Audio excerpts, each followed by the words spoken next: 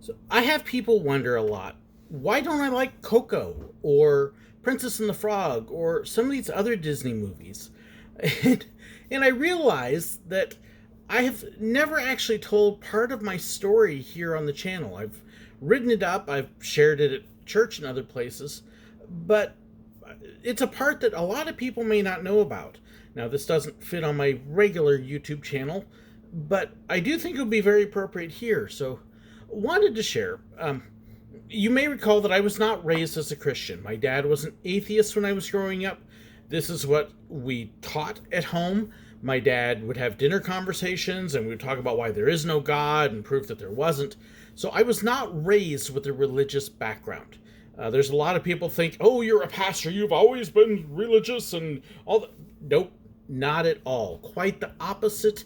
Uh, my family, I would say, would be as heathen as it gets.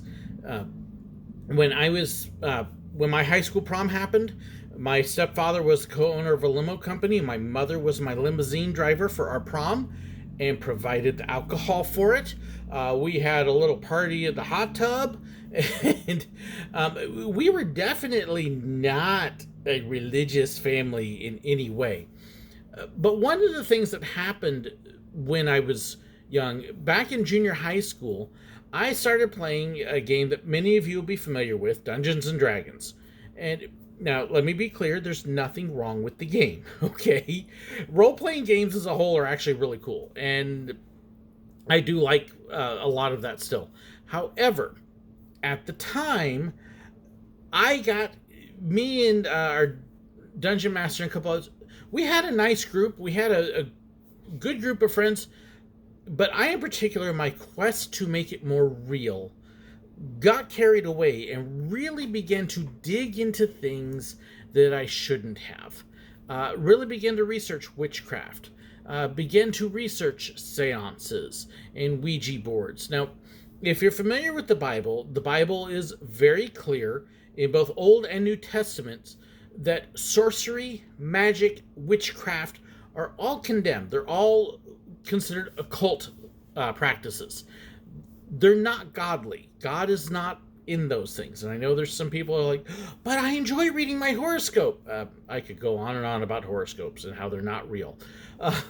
But these things expose you to forces. And one of the things that became very clear very early on is there are actual spiritual forces that are involved in those things. And if you don't believe in spirituality, well, you've been blessed to not have to see it. But trust me, it is definitely there.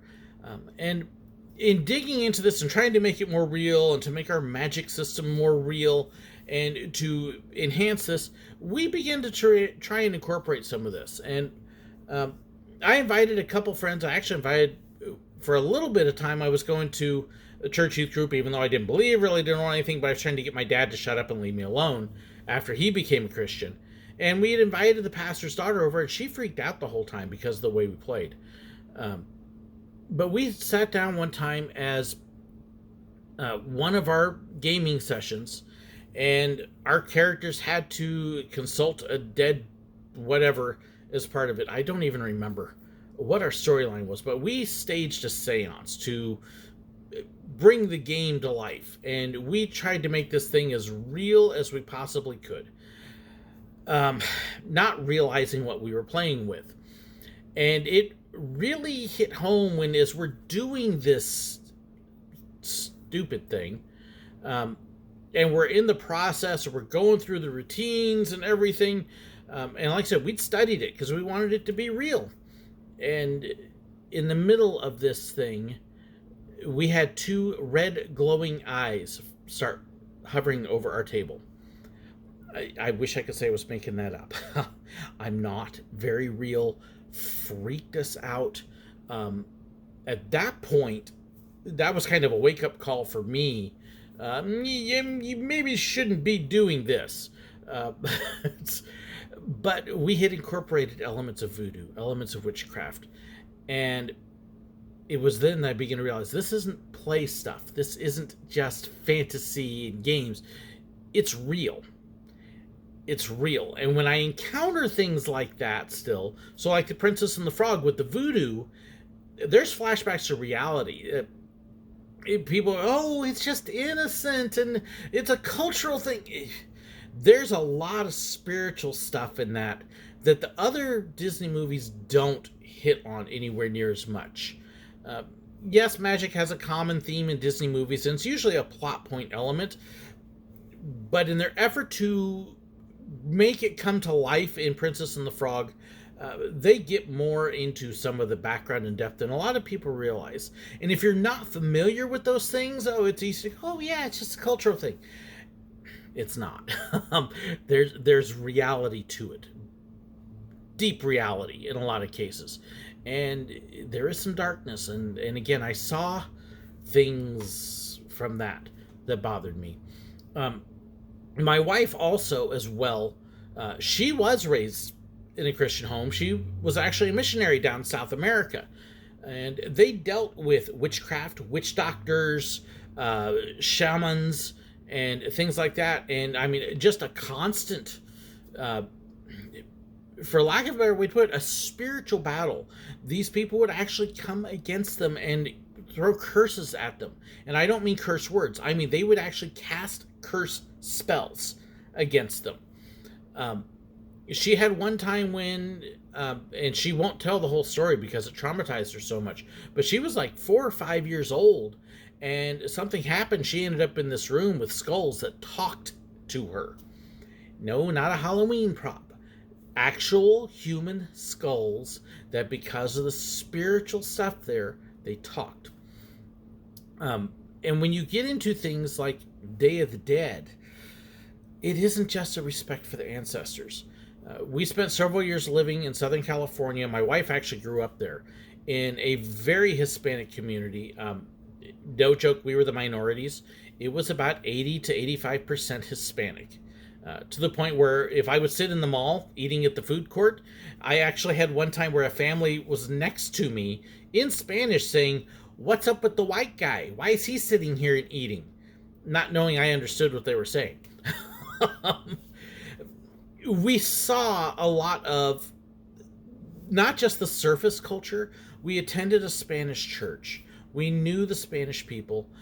We had them tell their stories about what Day of the Dead was down in Mexico and in old Mexico, and that it, some of the background to it, and there's a lot of it that ties in, honestly, with the talking skulls and the witch doctors. There is a fear, there is a terror over it. Many of us Americans, we think of the old classic Halloween stuff. There is more than a little of that in Day of the Dead. There's a lot of it there. And as such, my wife, because she has seen it up close, personal, and real, anything associated with Day of the Dead, even the guitar playing skeletons and stuff that everybody thinks looks like a cartoon, it's very hard on her spiritually. It's nightmarish, really. So we don't do anything at all with Day of the Dead for her sake. And then we avoid the voodoo and witchcraft for mine, because both of us experience that in a very real way. I am grateful that when I became a Christian, God delivered me from that. As I began to dig into the Word, as I began to read the Scriptures, I was surprised by how many times God says, don't talk to the dead, don't consult witches, don't do seances, don't search for inspiration from outside, don't practice sorcery, don't practice magic. It's all over in the Scriptures for good reason. God doesn't work through those things. God doesn't need to work through those things. God works through prayer. God does miracles, but you don't have to do magic formulas or summon spirits or talk to the dead. You talk to God directly. It's so much more effective. I encourage you, if you're looking at or if you are involved in any of those things, I encourage you, look at what God says about it. There is an idea out there that there is good witchcraft and good magic. I had a cousin who was very involved in Wicca, and we talked a lot about it off and on.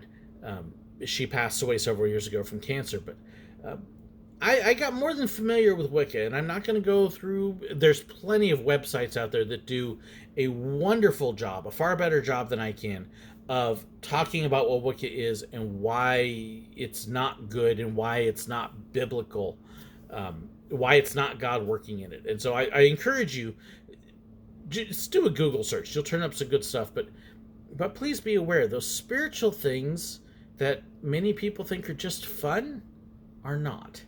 They're based on reality. They're based on real spiritual forces.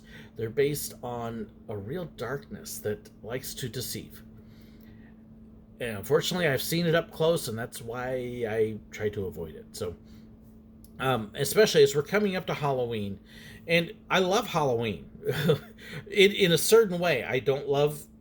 If you've heard me on other channels, you see, I don't like the monsters, the gore, the demonism, the magic, and all that stuff that so many people accent. No. I have no problem with trick-or-treating with kids and family-friendly stuff. I enjoy the Mickey's Not So Scary Halloween and the Boo to You parade and stuff. But if it's not family-friendly, if they get into the other stuff, no thank you. I love what Silver Dollar City is doing with Pumpkin Nights. It's beautiful. But stay away from the evil. The Bible says to flee from the very appearance of evil, that we're supposed to be transformed and cleansed and renewed, that we shouldn't be playing with those things of the world. And I encourage you, be careful with them. So that's a very brief look at why I don't like Princess and the Frog and Coco and some of those other things that get into those kinds of elements, because they're not just a cultural nice plaything. They're very real, and unfortunately, we've had some very real personal encounters with it. So, if you got questions, I'd love to hear them. I know some of you are going to disagree with me, and what's wrong with you? Well, I know what's wrong with me, and that's why I'm fleeing from it and staying away from it. So, but I would love to hear your feedback too. Thank you so much for watching. God bless.